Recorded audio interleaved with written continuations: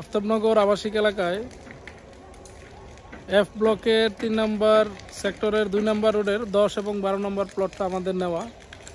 এখানে আমরা অল্প সময়ের জন্য মূলার বীজ ফেলেছিলাম। আজকে মূলা ক্ষেত থেকে মূলা তুলছি, বাসায় নিয়ে যাব। এটা একটা অন্যরকম ভালো লাগা। ঢাকা শহরে মূলা ক্ষেত করে মূলা খাওয়া, এটা আসলে মানে কেমন বিষয়টা, যে ১.৫ কোটি টাকার জমিতে মূলা ক্ষেত করে খাওয়াটা এক ধরনের গরিবের ঘোড়া রোগ। তো যাই হোক, এই ব্যবসা করি, এই জন্য এই সুবিধাতে এটা করতে পারছি। নিজের প্লট হলে হয়তো পারা যেত না।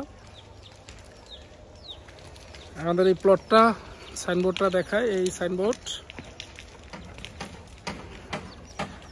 মূলা ক্ষেত আছে, কিছু কচু লাগানো হয়েছে, লাউ লাগাইছি, মিষ্টি কুমড়া এবং মিষ্টি লাউ দুটোই লাগানো হয়েছে।